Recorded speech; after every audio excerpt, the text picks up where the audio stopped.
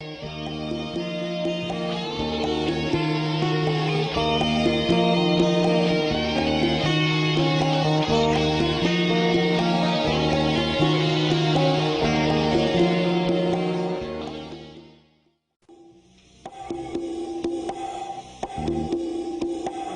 known as Area 51. Turns out Area 51 has a sister facility, Area 52, and it's a place of secrets on its own. Yeah, you're getting to a lowdown on Area 52. Yeah, well, it's not quite as secretive as Area 51. For one thing, you can at least find it on some map. Absolutely would be probably what they're going to do. They're going to put a hologram and say, oh, we're being attacked, by aliens. We've made a deal with the ambassador, and he says that they feel that Earth is a threat. But if you all take any weapons you have and turn them in, that they'll give us a second chance. I would take them and freeze them in a position 20 miles out at 7,000 feet, at 560 miles an hour, put them in the seat, say, and then give them 2 minutes of looking at the horizons, show them where the World Trade Center is, and say, I'm about to release you. When I do, you'll have 1 minute and 50 seconds to hit dead center. It's impossible. At the height of my career, as proficient I was in every kind of airplane, there's no way I could have done that. I mean, it's just too complex. For the same thing with 2012. It's just going to be a year like every other year. We're going to continue to have these wars. We will probably have a nuclear war, but things are just, going to go along by. And I even have a hunch that you might have been part of MJ-12 at one point. It was December 6th of 1988. Bob sits down, and he says, I saw a disc today. And I'm writing out checks there, and I'm not paying attention. I said, what? He says, I saw a disc today. And a disc? Theirs or ours? And he said, theirs. I said, you went to Groom Lake? And he said, yeah. And I said, what are you doing here? I said, obviously they're going to follow you. Why don't you just, work there for a while and then come and tell us what happened?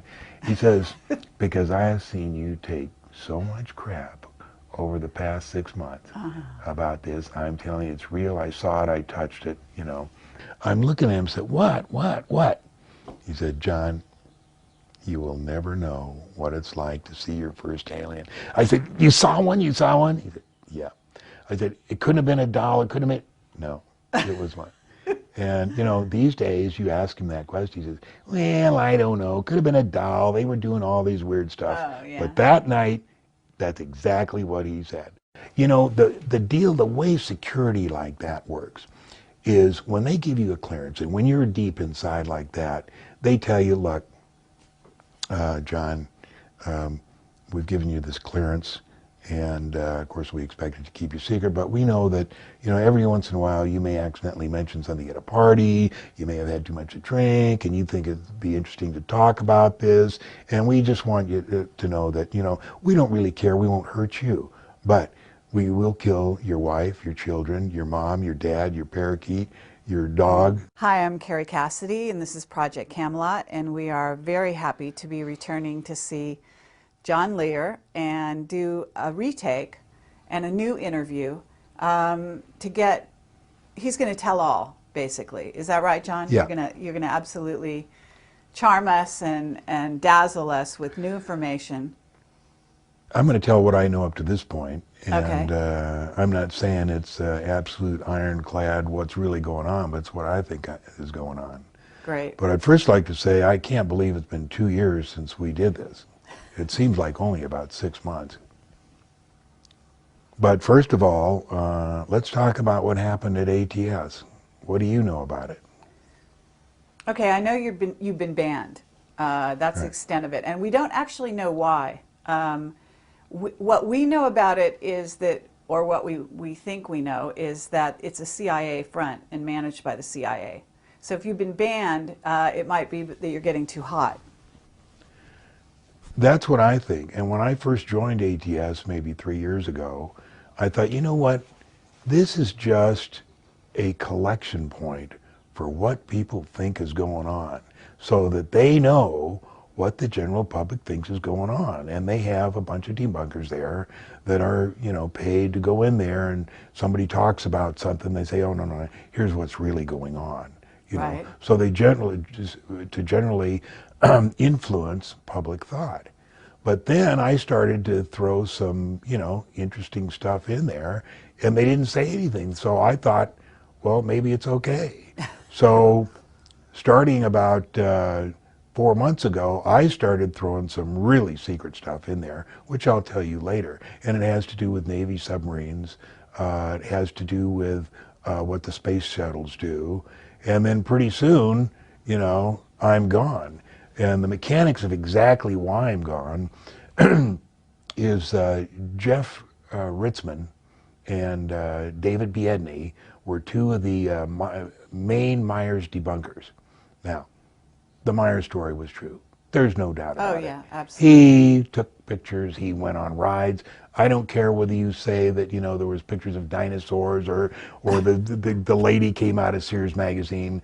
That's all contamination. The fact is it was true. And so I really don't have time to support the Myers thing, other than in the thread I would come up every once in a while and say, hey, look, I'm busy with other things. If I had time, I'd tell you exactly how the Myers thing happened and why I believe it. But all I want to tell you is the Myers case is true, and John Lear believes it's true, and that's the bottom line there. And I'm telling you, I would get hit so hard on ATS, just pages and pages of people knocking me, particularly Jeff Richardson and David Biedney. So one day, I got a list of everything all the insults they made of me, and there were 16 of them. And I put them, at the end, I said, it's funny that any other thread, people would be taken to task for insulting another person, but apparently on the Billy Meyer thread, it's okay to insult John Lear, and I put these 16 things. Well, that was on a Sunday evening. Monday morning, I wake up, go to log on, and here's Skeptic Overlord. What's his name, Bill? Bill Irvin. Pardon? Bill Irvin. Bill Mark Irvine. Allen is the other one. Says, we've post-banned you here until you can prove that what you said that Ritzman and Biedney posted were true.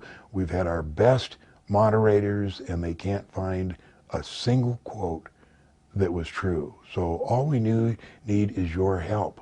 And I'm thinking, holy smokes, I just, got all that, copied all that yesterday.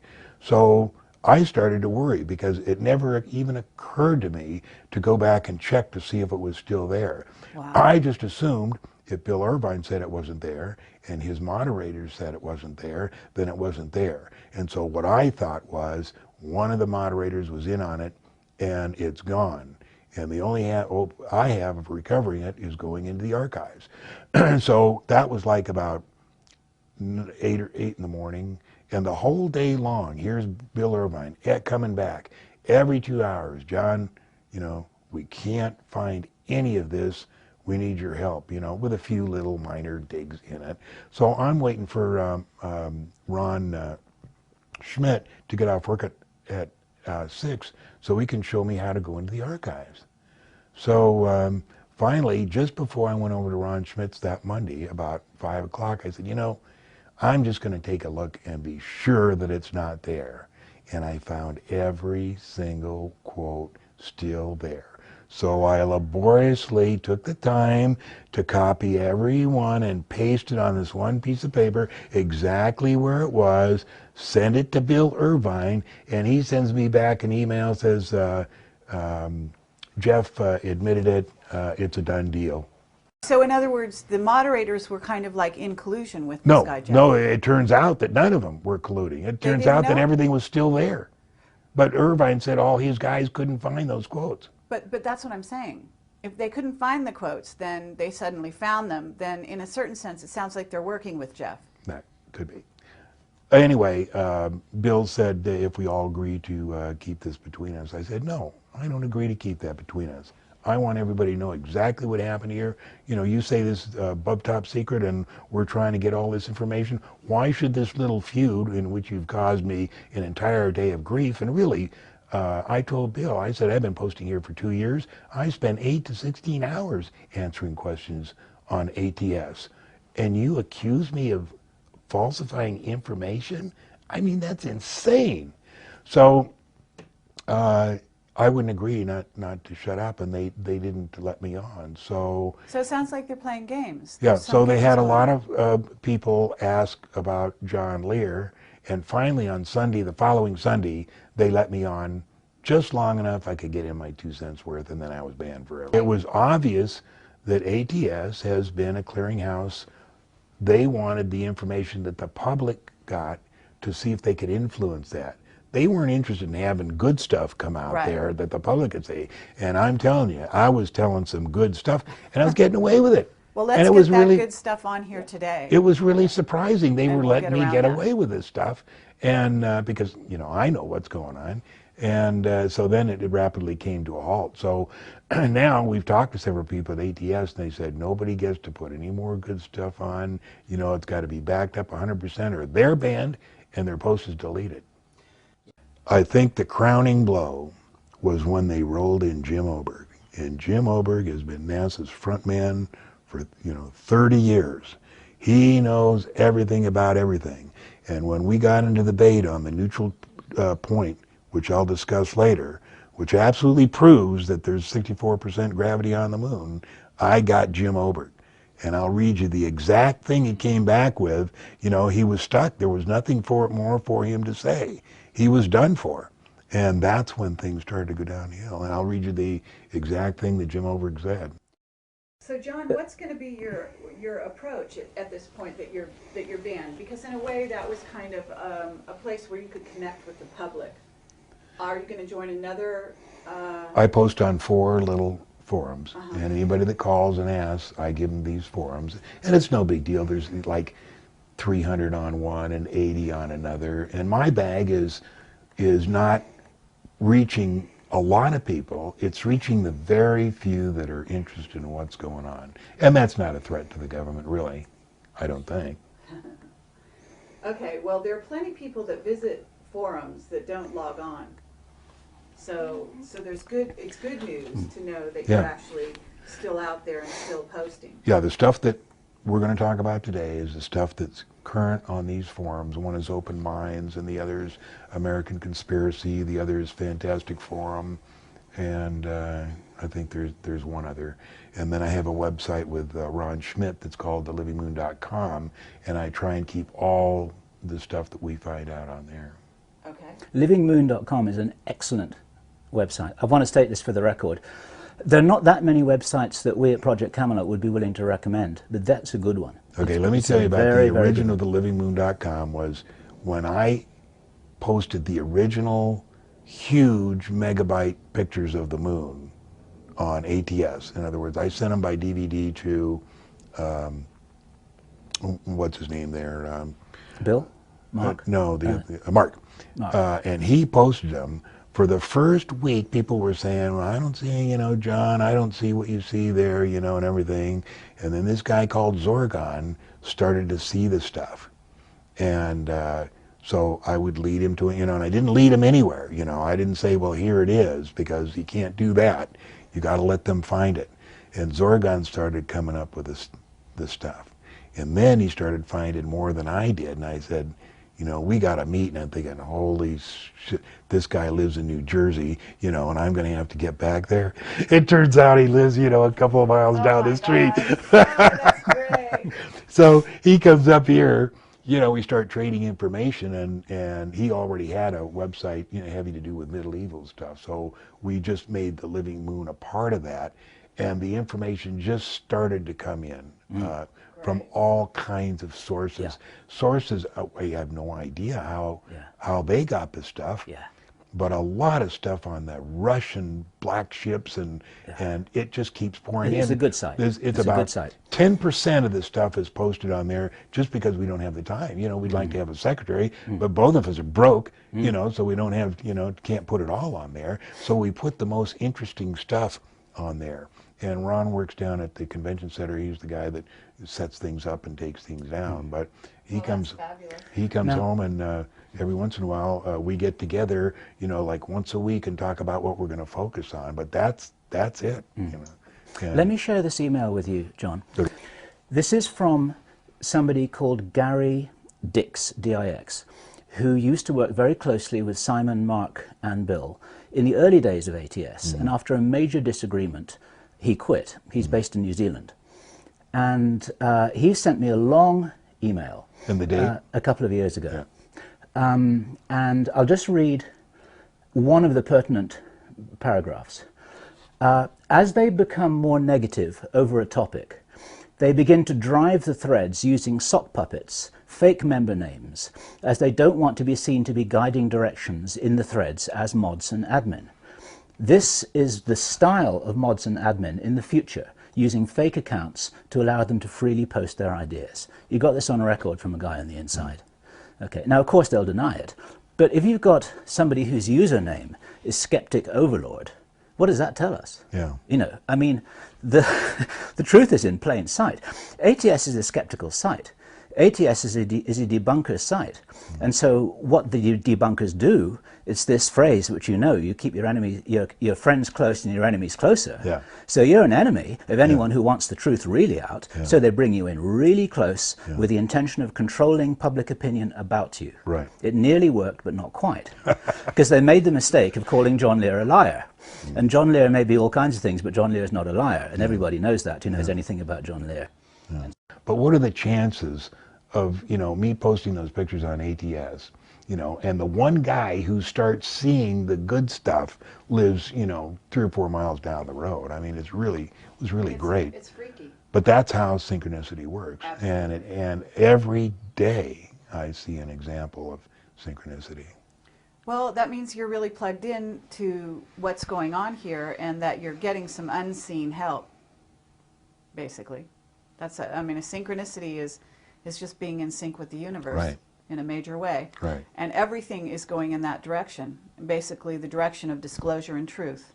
So on that note, let's kind of dive in here.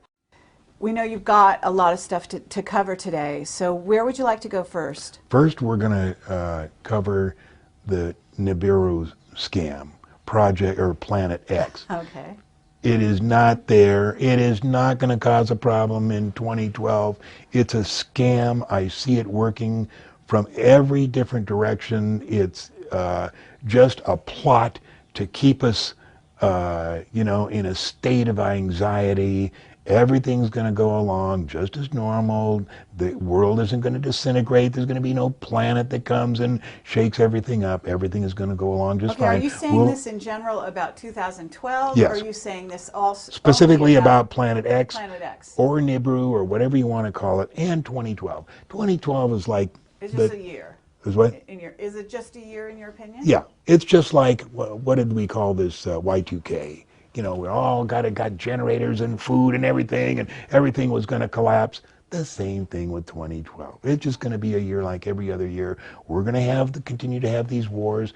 We will probably have a nuclear war, but things are just, going to go along fine. There is going to be no absolute. Okay. Where do you get your information? Are you just coming to this conclusion in your own head by putting 2 and 2 together, or do you have an inside source that's telling you No stuff? inside scoop. I have never had an inside scoop on most all of my information. I've come out with it myself, and it's more fun like that, because people say, who told you that gravity on the moon is with 64% and there's an atmosphere? Well, there's a lot of books out there, but basically I'm the guy that came out and said, yeah, there's gravity on the moon and there's atmosphere on the moon. Well, as far as why should we believe that you would know this? I mean, is it because you were a pilot, because you're trained in a certain way? Where is your trail coming from? Well, as far as the gravity on the moon, we're going to talk about the Bully-Aldous-Newton law of inverse square. And we're going to talk about how usually NASA convinces you using Newton's gravitational law, which assumes the mass of the Earth and the Moon. That's not what you want to use.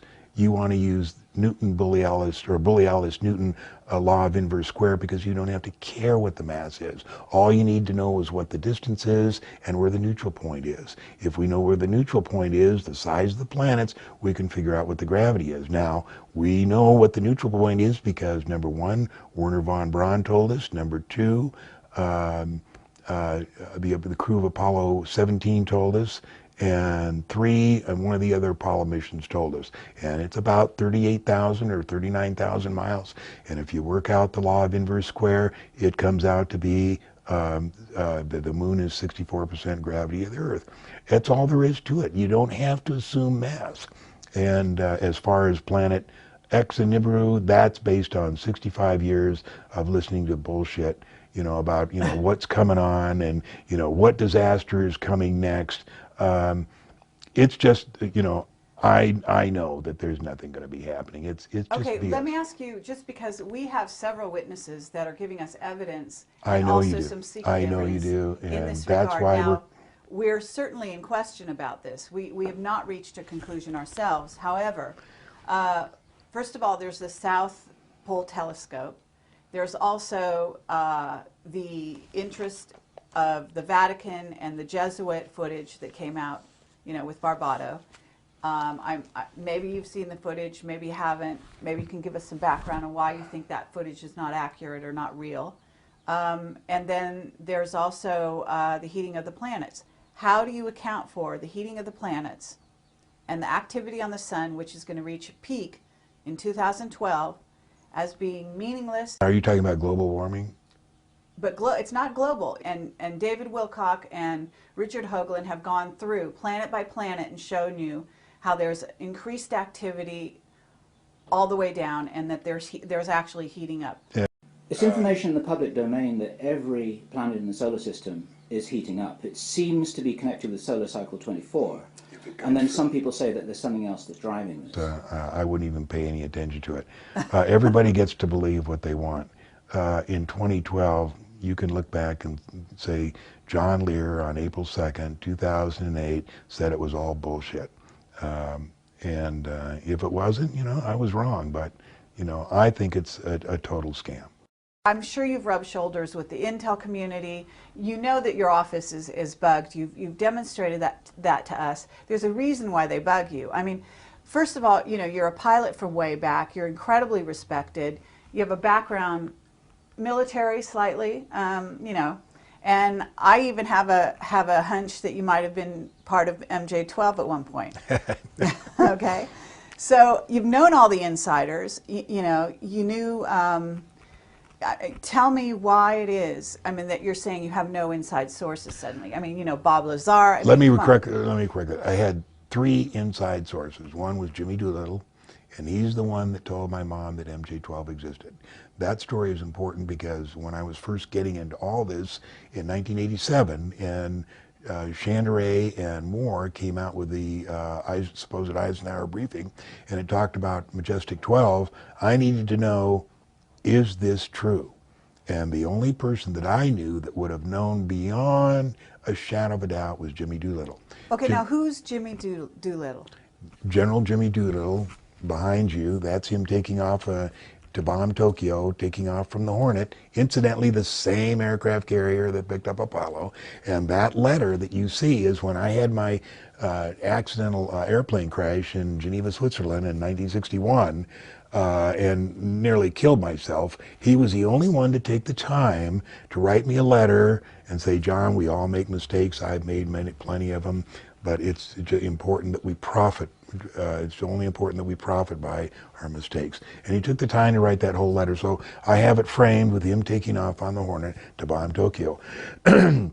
General Jimmy Doolittle was an incredible general, very respected, and he was involved with MJ-12 up to his ears. He was not a part of MJ-12, but he was around our house in Santa Monica, 222 14th Street. He lived down on 3rd Street with his wife, Josephine, and they were in our house just like Vandenberg, just like Twining.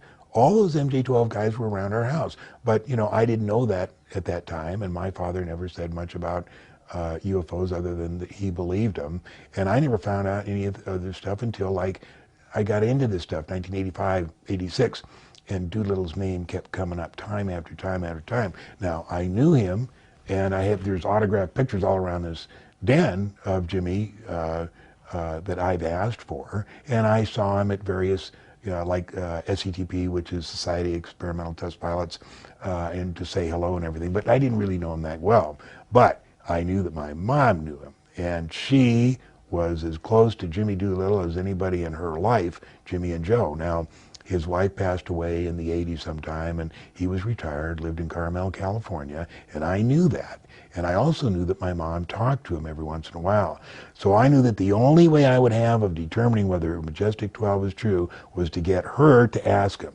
And it took about 6 months to get together, to get it together, because she's always hesitant, to do stuff like that. But I finally got her to do it, and she called up and she said, Jimmy, how you doing? Da da da da da. By the way, John's interested in this stuff, and I just want to know, was Majestic 12 real? And he said, yes, Moy, it was, but I can't say anything about it. That, for me, was, the beginning of everything. Because if Majestic 12 is real, then it's a possibility the briefing papers are real. And if they were real, then everything else is real. Right, because why would you put together something like MJ-12 under Truman to investigate or manage the UFO story unless there was, if there was no UFO story, right? There's got to be a UFO if you're going to put together a group. So I'd have to say that was my first insight. So now, tell me something. You must know the history to some degree. I mean, you've been around a long time. You've seen them in operation. You must have met some of the insiders.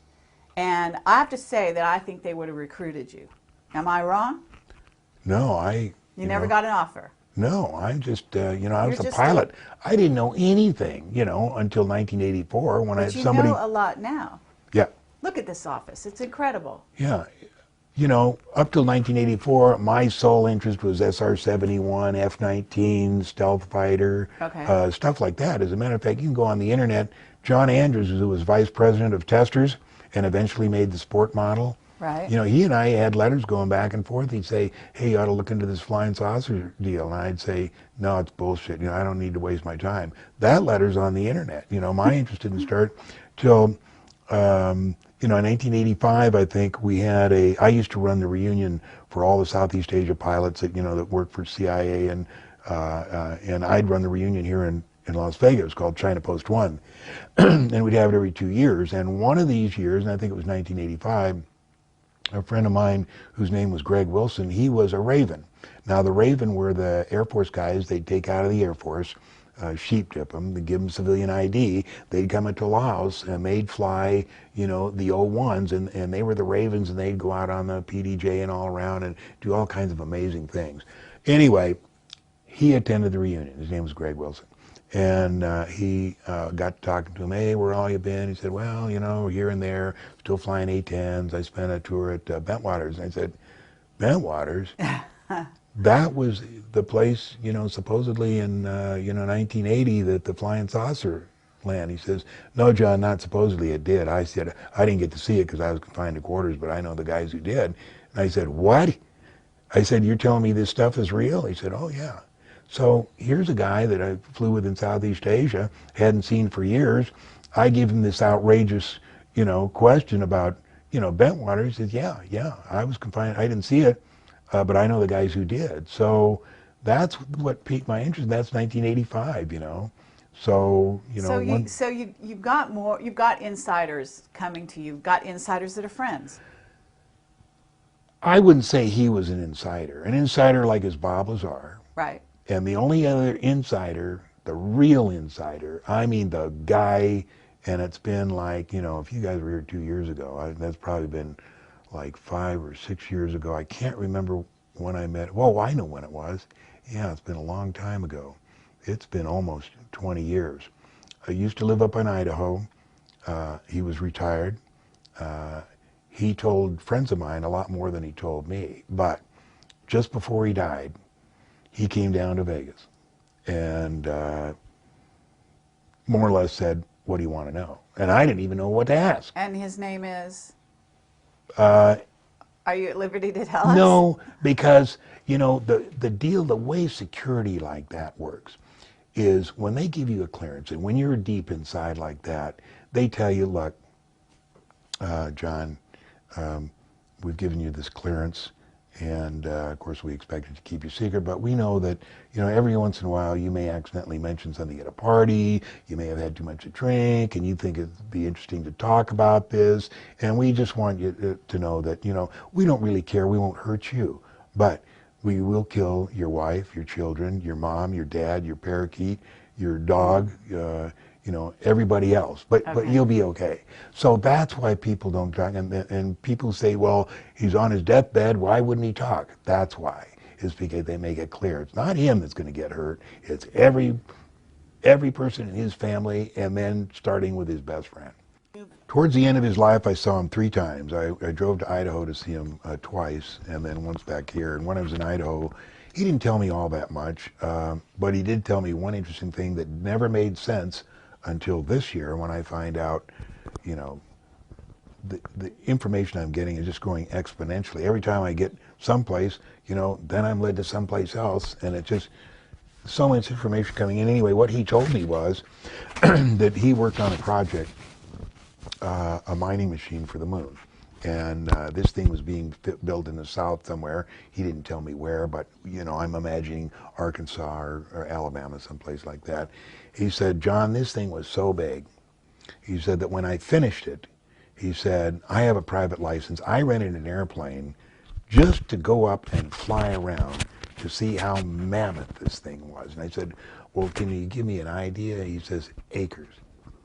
I said, wow. I said, how'd they get it to the moon? He said, I don't know. And that's how projects like that work. He doesn't have a need to know how they got it to the moon. His job was to build it, you know, and they're not going to tell him any of that. That's how compartmentalization works. You know, that's one. We've been told by somebody, he told us that Project Lunex and Horizon were never cancelled, they just went black. Absolutely. And Project Horizon is on our website, right? Yes. Yeah. The only thing we get, we've got 4 of the phases of Project Horizon, except one. I think it's number 2 that we need. So I'll show you that and show you what we're still looking for. Can you just tell me one thing? Have you been threatened? Never. Never the slightest bit. Okay. All right, well, so either you've never crossed the line, you've never revealed anything that you weren't supposed to, or you don't know enough. Is that Or right? you're doing someone a favor. Or somebody's protecting me. Okay, so the last... But you are exactly right. Either I'm talking through my hat and I don't have the real information. Right. Or somebody's protecting me. Do you know who? Oh, I didn't say which one was true. I mean, you know, I think a lot of this stuff is true, but how would I know? I've never been to the moon. I'd like to go. Mm-hmm. If I go and somebody can arrange a ride, like Bob Lazar, he says he's going to have his spacesuit on while we're standing, you know, in the airlock there. And when it comes up like that, he says, you know, at least I'm going to have some air, you know, and I'll watch you suffocate. And I said, no, I'll be able to breathe normally. Now, when people go to the moon, it takes them 2 weeks of decompression before they can actually go out and spend some time there. The fact is, you can go right there and breathe, but you know you'll get altitude sickness. Just like if you go to climb Everest, you can go right up there. You'll probably live, but you'll hurt pretty bad. That's why they go to the different camps as they go up, is to get acclimatized. And the same thing to the moon. It takes about 2 weeks. Okay, so tell us how the moon got where it is, because you know that the moon is a satellite that's actually a fake. Right. It's a spaceship. It was towed into orbit, I would say 30 to 40,000 years ago. Now, the reason I say 30 to 40,000 years ago is because it's still within the history of man. Velikovsky talks about the different proselenes and the different civilizations that talked about the time when there was no moon, and then when there was 2 moons, and now we have 1 moon. This guy here, Norm Bergman, wrote The Ringmakers of Saturn. It's an excellent book. Norm Bergman is very qualified, was for 40 years a scientific part of both NACA and also Lockheed. Retired from Lockheed, I think about 15 years ago. No, What's more than NACA? that. National Aeronautics, the predecessor to NASA. Oh, really? Okay. National Aeronautics Commission, Aeronautics, something. I see. Okay. They were the predecessor to NASA. Okay. But when he retired, he somehow got some photos, some really good negatives of Voyager, which went by Saturn. And he's set up a little lab in his house, and he started looking these. And he ended up writing Ringmakers of Saturn. And what he shows you here is what he found in the rings of Saturn is 3 vehicles, spaceships, the biggest of which is 31,496 miles long and 2,422 miles in diameter. We're talking about a fairly large spaceship there. Now, Norm Bergman, when he wrote this book at the beginning, it's very good. He says, now look, he says, I'm going to be talking about some stuff that is very interesting, but you can't skip a page, you can't skip a word that you don't know. You have to go from the beginning to end or you won't understand what I'm saying. And I did go from beginning to end. Now, Okay, but when was this written? this would be 1986. Okay, so it's not that old. No. And I go see Norm And it's talking about a huge spaceship. in It's the who rings built the of Saturn. spaceship? Who built them? Yeah. We don't know who built them. But anyway, Us? no. We couldn't build anything like that. We have some amazing stuff, but we couldn't do that. Okay. No, this is somebody else. But what the interesting part in the book, and the reason why we're getting here, is because at the end of this book, he starts talking about the moon and how the moon was towed into orbit.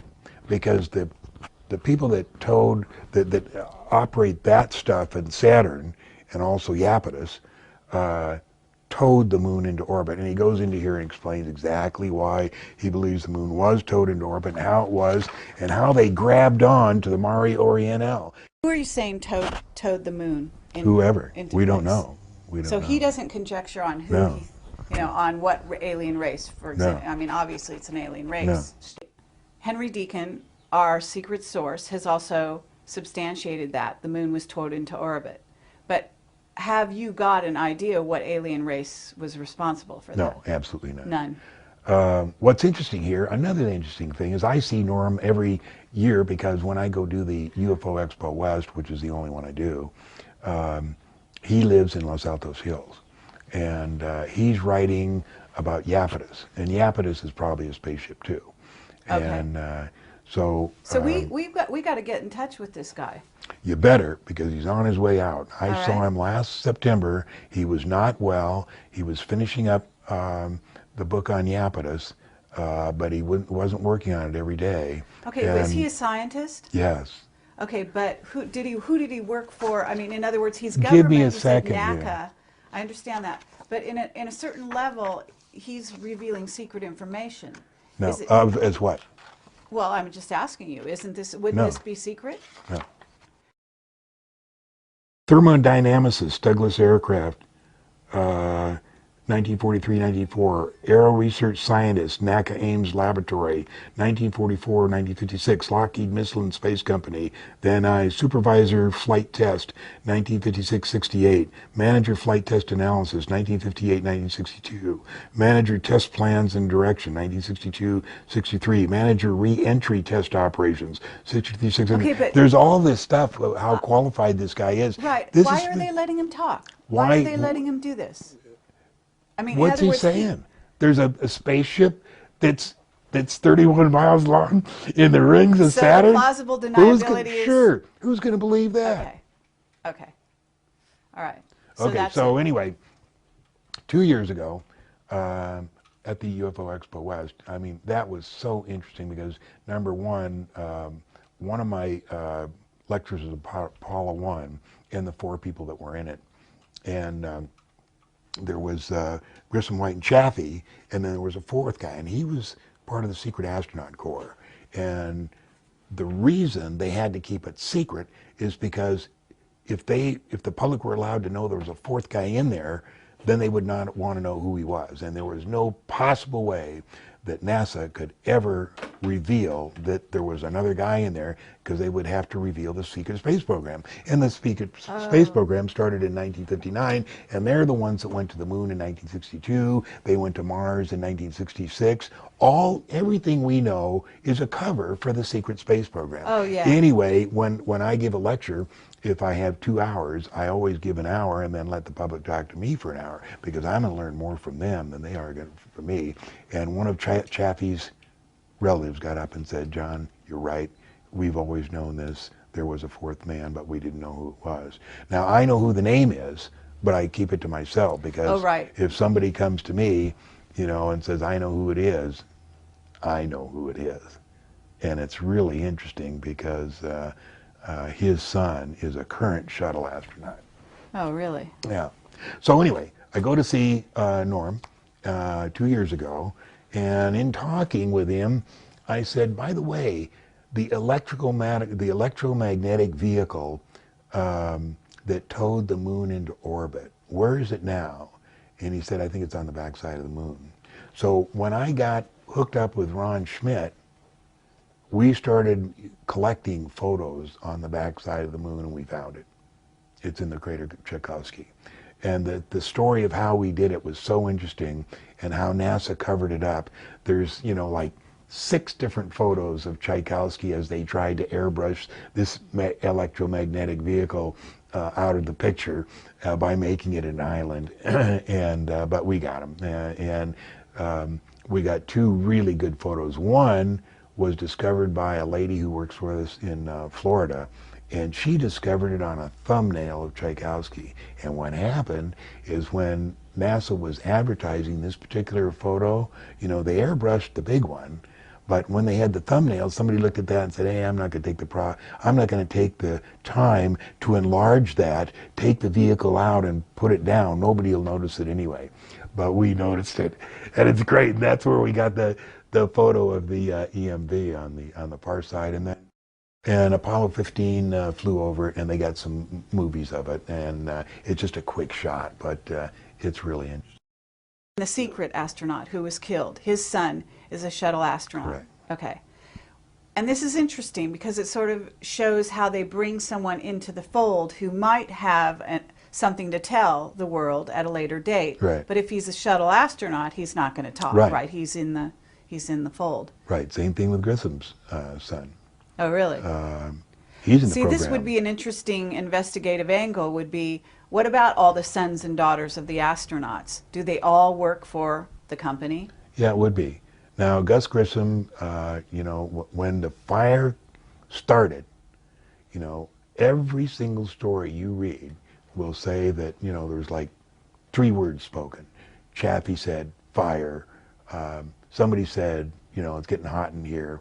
But in every single story, Grissom doesn't say anything. Now, as you know, Grissom was the most highly critical and vociferous astronaut in that program. He came out, before they were supposed to go up there, he said, "There's 60 major things with this wrong. How can we possibly be flying this?" He's the one that hung the lemon over the Apollo, and NASA hated him. Now, I've been told by guys I consider insiders, and there's another one, call him number 4, that NASA didn't specifically kill those guys, but they let it happen.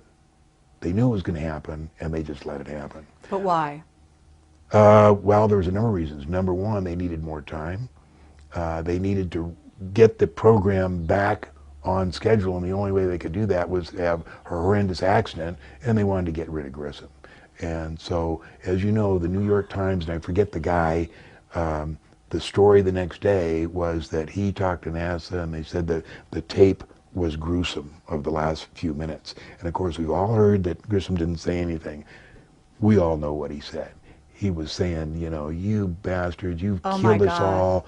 You know, I knew this was coming to this. You know, I hope you all watch us, you know, die. And just really bad. So I'm sure that's what happened. And I saw another quote just yesterday, I can't remember what it was, about how gruesome the tape was.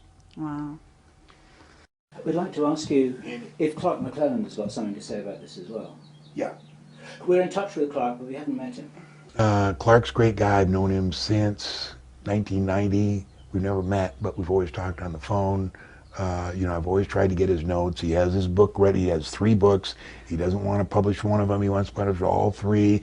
I don't blame him. He knows a lot of stuff. He knows, as you know, much more than I'm telling you. Do you think that he's actually going to get his books published? Are they going to No let him way, out there? not a chance in hell.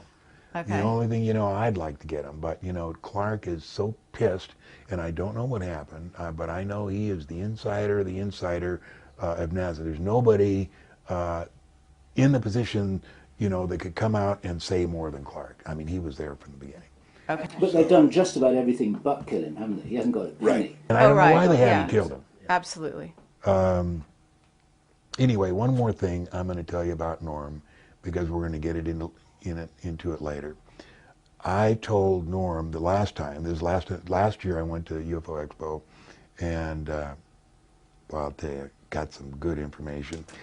But anyway, I went to see Norm, and he's not well, and he's had several surgeries, and I expect any day to hear that he's passed away. He's 87, and I said, Norm, I said, I'm thinking that that the airplanes that crashed into the World Trade Center were holographs.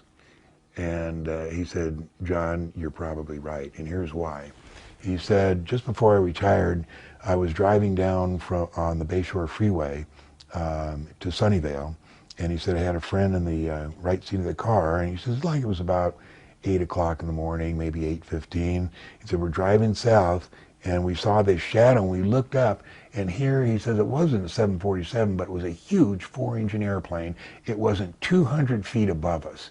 And he said, we looked out and looked at this thing, and he said, of course, we're, you know, 20 miles from San Jose, you know, and 30 miles from San Francisco. There's no possible way an airplane could, you know, legitimately be flying right there. And he says, we watched it for about 10 seconds, and it went just like you turned a light bulb out. And he said, if that was the contemporary holograph, presentation of a holograph, he says, then you're right. And, you know, that's the very interesting.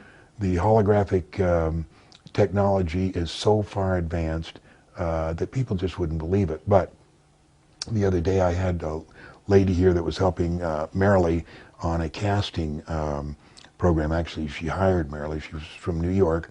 She had 2 degrees from Harvard. She was just a wonderful, smart, receptive lady. And we were talking about holographs. She says, well, let me tell you. She said, about 5 years ago, I was invited with about 15 other television executives into a private showing in Hollywood. And there was a little auditorium. It wasn't very big. It could seat like maybe 30 people. And the presentation was called The Future of Television. And she said, I don't remember if Steven Spielberg was there, but, you know, everybody else was. And she said it was, you know, brightly lit. And there was a stage and a podium on the stage. And we're sitting there, and this guy comes out from behind, and he's a kind of East German accent, East European accent, white hair, has glasses, and he comes out and he starts telling us the history of television and how they came up with the first cathode ray tube, and how they did this and how they did that. And you know, he walks down in front of the stage, you know, walks up one of the aisles, he's polishing his glasses, you know, walks back up to the stage, you know. And she says it was pretty boring.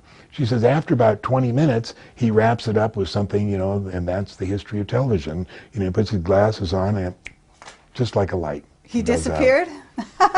He was a hologram? Yeah.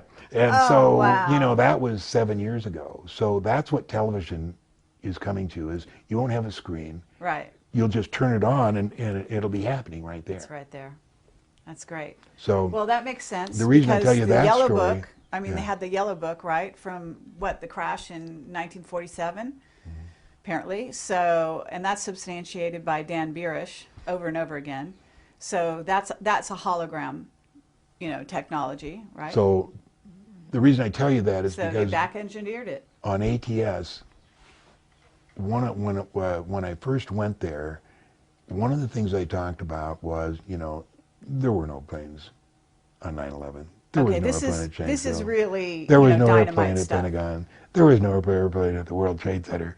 And I'm telling you, when I started talking about holographs, the descent, I mean, the crush of guys that were out to kill me. I mean, it was amazing.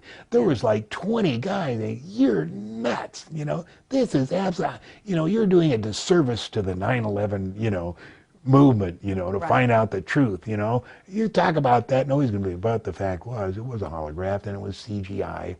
And Right. So can you take us through that? Take us through why you think that's true and how you got, I mean, you're a pilot. You certainly have, a vote in whether those planes had the capacity to hit those buildings, because our Henry Deacon has told us some very interesting things also about those planes. Actually, he thinks they were remote controlled. I don't know if that's true, but basically that planes don't have the ability to actually steer into buildings at that level. I mean, I'm not a pilot, so I don't understand the logistics. But how did you come around to this? okay, first of all, we're going to talk about Flight 11 and 77 didn't exist in the beginning. The Bureau of Transportation Statistics has no record of them taking off, has no, so let's forget about them because they did not exist. So now we're just talking about 175 and Flight 93. Flight 93 allegedly crashed at Shanksville. Anybody who has any background in accident investigation or any background at all can't possibly believe an airplane crashed. There was no wreckage. It just simply could not happen. Okay. As far as 175 crashing into the South Tower, I just recently put in a call to Pan American flight simulator in Miami to see if I could rent a 767-200, which they have. And what I wanted to do was take six candidate pilots. One current and qualified in the 767-200, one maybe qualified but not current, and then one maybe current in a high-speed jet but not the 767, and then the last three the same currency as the alleged hijackers, like a couple hours in an Apache, a private license, maybe a commercial, something like that.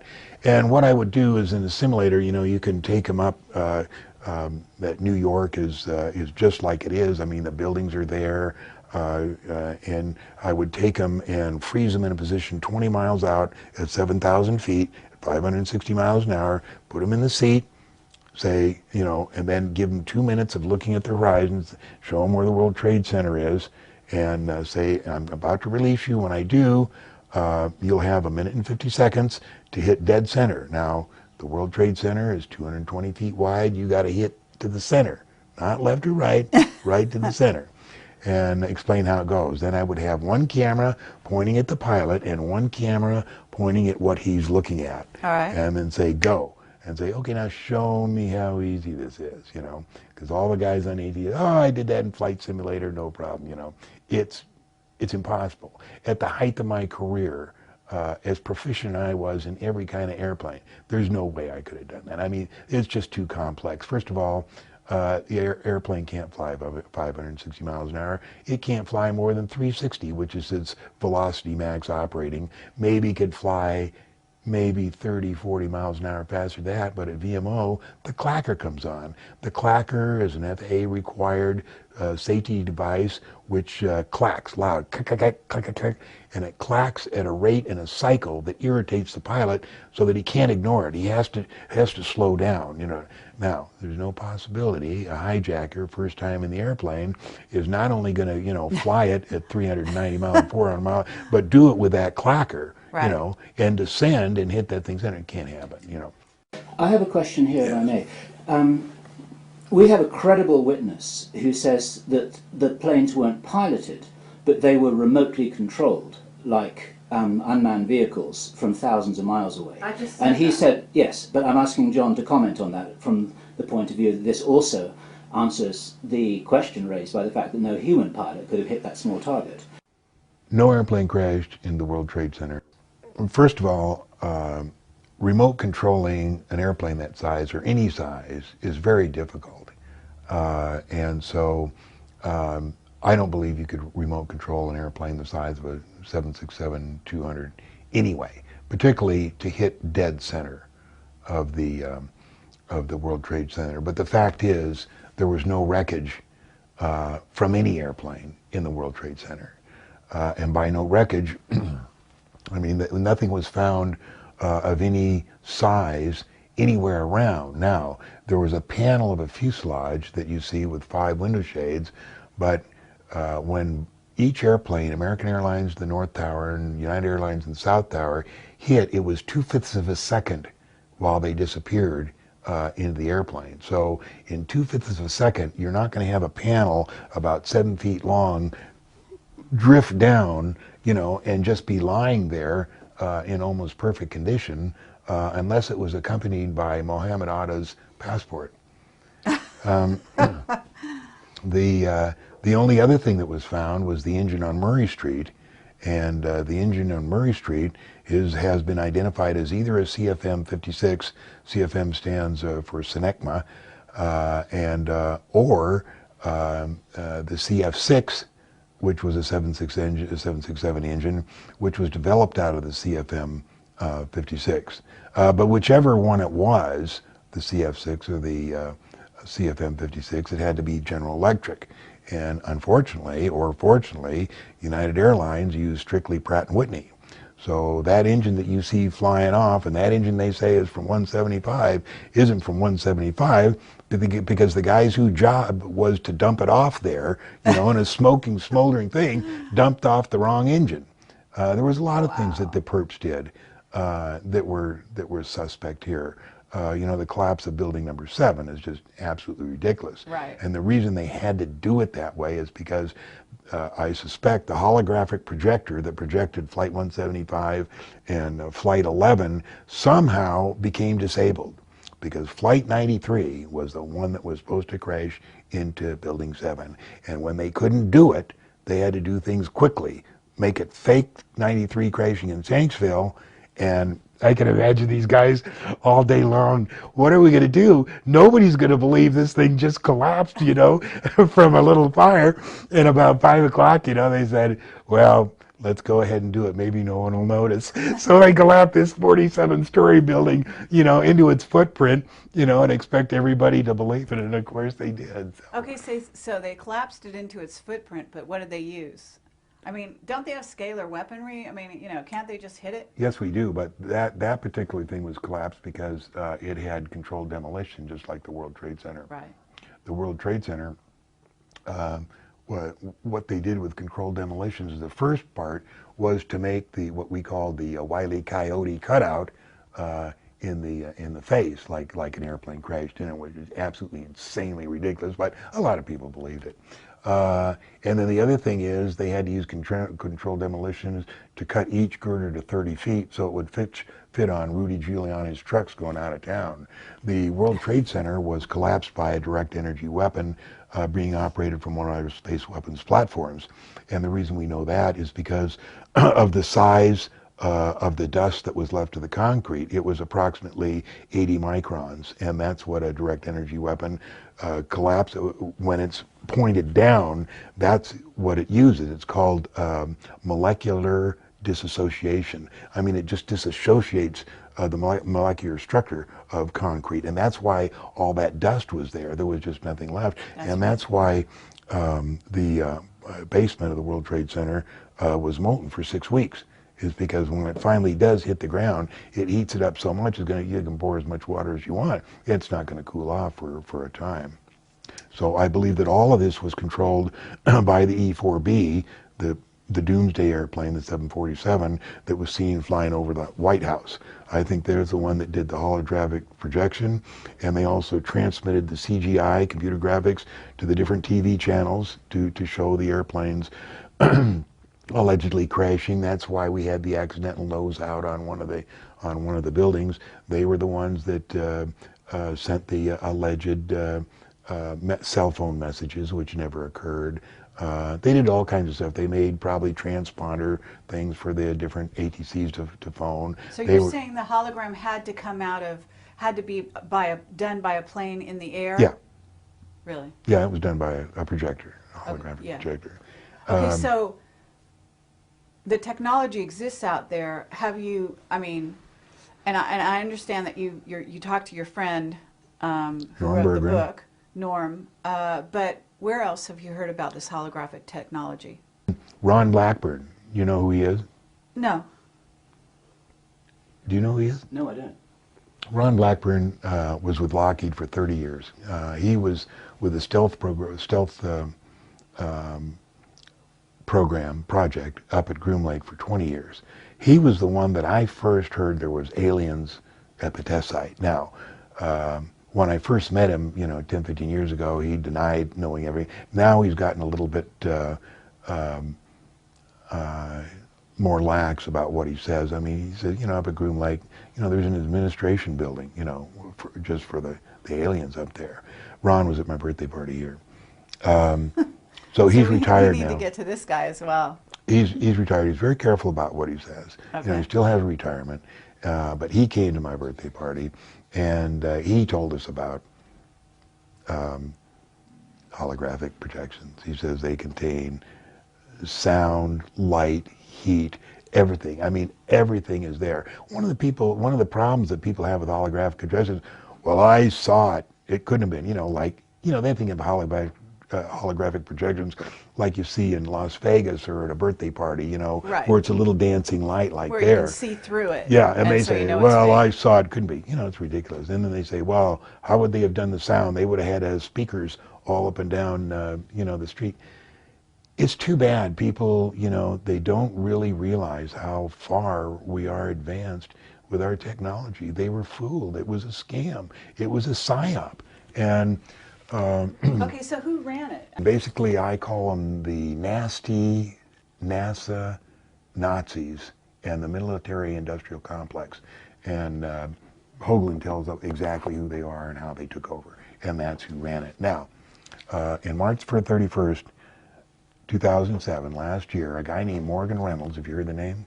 Yes. Okay, filed a suit called a quid em complaint against these 22 companies. And we're talking about major companies here. Science Applications International Corporation, Applied Research, Hughes, all these companies right here are being sued. And what they're being sued for is accepting money for providing a government agency with fraudulent information. The government agency they provided with this fraudulent information was NIST, the National Institute of Standards and Technology. NIST was asked by President Bush to determine exactly why the World Center collapsed. What actually caused it to collapse? And they came up with a reason that, the jet fuel, and it was just so far ridiculous that Morgan filed this suit, and it's 40 pages, and he outlines everything that they got wrong. And so the suit has been going along in court now. And you've testified as to the holographic planes as part of the suit, right? Well, what I I know did you is signed the I affidavit. filed an affidavit on January 28th, 2008, this year, in support of the complaint and in opposition to the motion to dismiss.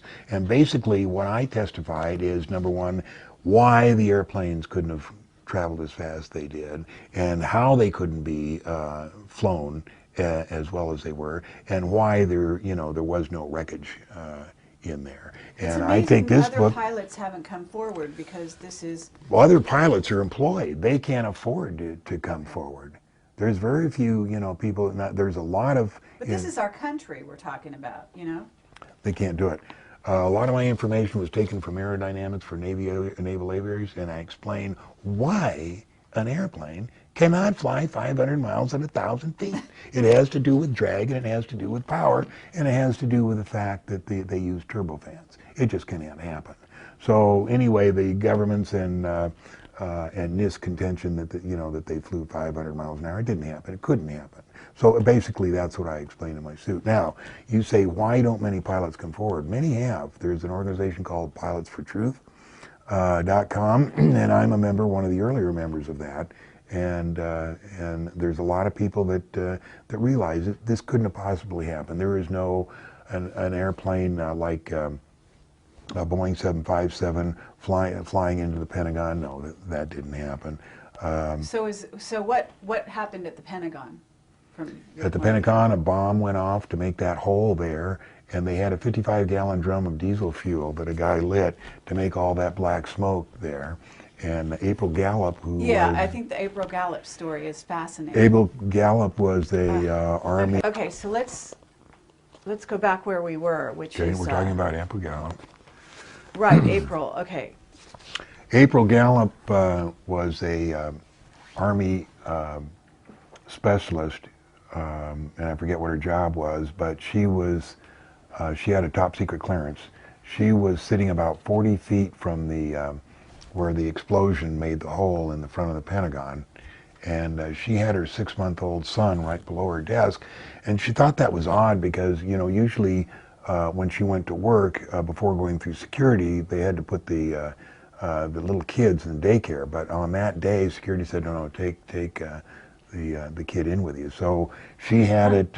She had the kid right below in his little holder there, and she says it was really strange because as she pressed the on button for her computer, that's when the building exploded. And she said a lot of debris came down on her, and she saw the hole over there, and she thought, I got to get out of here.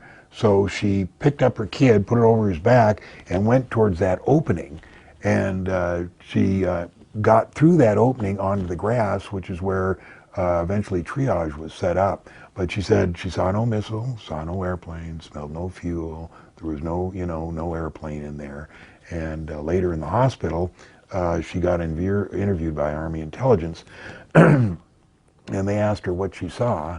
And she started to say, I didn't see anything. And they said, no, yes, you did. You saw a Boeing 757 crash into there. And she says, no, I didn't. I mean, there was nothing there. And she's gone through hell for the last 4 or 5 years trying to get medical care. It's been a really very, very sad story. But one of the things I wanted to show, this is a page from a military manual talking about stuff that they would like to get in the year 2025. This is called Airborne Holographic Projector. You can see where I got it. You can't get it anymore here, but was www.au.af.mil. And I got about 250 pages of this stuff. But It's talking about a hologram machine. It refers to enemy perception management. Is that right? That's such a wonderful euphemism. Have I remembered that right? Yeah, it says, brief description. The holographic projector plays a three-dimensional visual image in a desired location, removed from the display generator. The projector can be used for psychological operations and strategic perception management. It is also useful for optical deception and cloaking, providing a momentary distraction when engaging an unsophisticated adversary. And it has capabilities, precision projection of a three-dimensional visual images into a selected area, supports PSYOP and strategic deception management, and provides deception and cloaking against optical centers. Okay, and when was that written? Do you know? I think in 99. I'm not sure. I'll give you an address where you can get it now. Okay. It's not at that address, but I think Right. it's at Maxwell Air Force Base. But you have to, we have to believe that if that's out in the public sector, that this is just the tip of the iceberg as far as this technology goes. Absolutely. Strategic perception management. Isn't that just wonderful? It's great. I just think that's so great. All For an right. unsophisticated enemy like the people on the streets of New York. I was going to say that. And I thought, you know what? I don't think I'll say that. Nothing personal against New But York. they have, and then when you go into it, they have what they call the hybrid high energy laser system. But when you go in here and get a close-up of this system, it's showing you how they could attack right between Iran and Afghanistan. It's hilarious, you know. That's where they'll be attacking, and that's where they knew they were going to be attacking back in, 1999, you know. And that was published then. So you can see how far ahead they plan this stuff. I mean, they plan it 30 years ahead. I was looking for that page. Okay, when you say they're going to be attacking between Iran and Afghanistan, that's where the pipeline is coming. They want that area. That's why so that's why we're going to war with Iran, is what you're saying. we want to clear that area so that we can run the pipeline down there. And they're going to use, it sounds like you're saying they're going to use a special kind of weapon to attack them. Well, they could use that hybrid high-energy laser. You know, they got plenty of stuff they could use. Right. But it was just odd that, that it would be already on paper available to the public to show them where they're going to be attacking. Okay, this is... What you said to us off camera just before we started was you felt that there was going to be, I think you used the words nuclear war. Oh, yeah, I have no doubt that we're going to nuke Iran.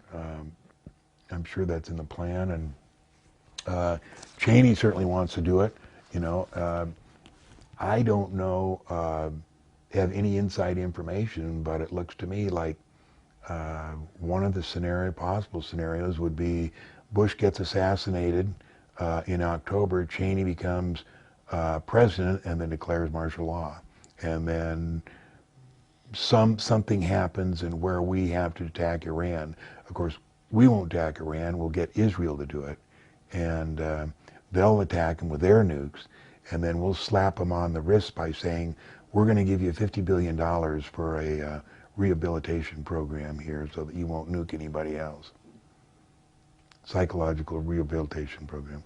We'll give them, Okay, but nobody's going to get away with nuking anyone. I mean, in other words, you're going to have China, you're going to have Russia. I mean, basically we're going to be in World War III at that point, right? Yeah, but it won't be that big. What they're going to do is cut the cables, communication the undersea cables. cable thing. Yeah, so that there's not a lot of not communications, so that they no can one give knows what's really happening. No one really knows what's happening.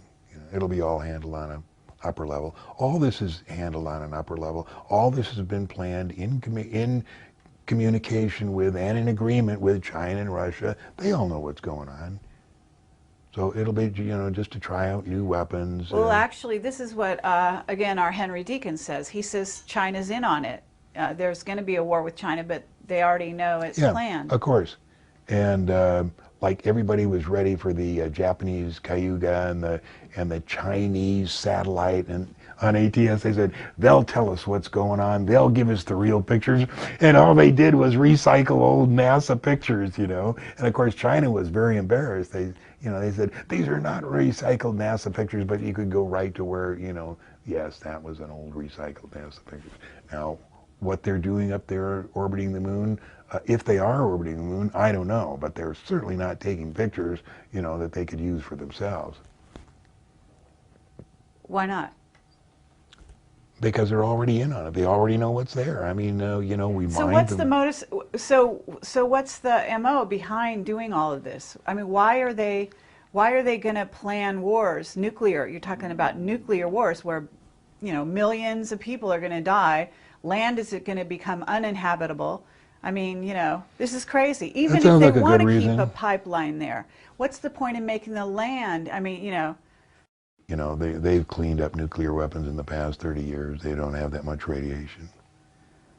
Why go nuclear, though? I mean, it's so messy. Why would, I'm not a military guy, but if they've got scalar weaponry and they've got HARP, I mean, they've got earthquakes they can cause. I mean, there are a lot of other things they can do besides going. I mean, that just seems like the nth degree of insanity. Why would they do it?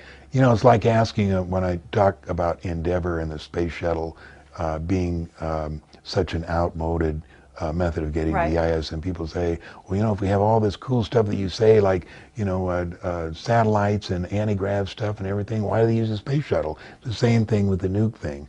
There's levels of secrecy, levels of intelligence. You want to keep a certain segment of the people knowing, just, thinking that the space shuttle is all we got, and nuclear weapons is all we got, so we use those. It's that type of deal. Okay, so you're going to kill millions of people, eliminate. I don't think know. it'll be millions, but it'll be a few. And what is Iran going to do at that point? You know? Oh, they'll get all pissed off. I don't really know what they'll do. Uh-huh. Okay, do you have any inside contacts about this? Let's see, about Iran, about nuking Iran? Yeah. No. Okay.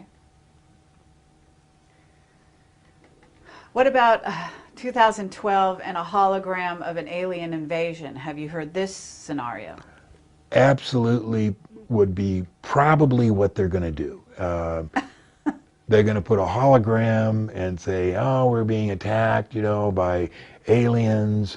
We've made a deal with the ambassador, and he says that they feel that Earth is a threat. But if you all take any weapons you have and turn them in, that they'll give us a second chance. So at that point, we have one world government because Yeah. they can put everybody under the same roof, and basically all the countries. You're talking not individuals bringing their rifles. But Yeah, you're talking individuals. about Yeah, that's one of the countries coming things. forward with their. That's one of the things the aliens want, is for all you guys, to turn in your individual weapons so that they don't feel so much of a threat. But aliens, come on. Well, okay, so this is a scenario. It's a in which- scenario where the government wants to disarm us, and the way is to put a hologram up there of an attack, and they say we've been in communications with them, a and common enemy, and, Right. and it's a fake enemy. and you can really help us if you'll turn in all your weapons. Of course, by the time we've turned in all our weapons, there's not much we can do when we find out it's just a scam, like 9/11 was. Yeah, that's a scenario. I'm sure that's going to happen.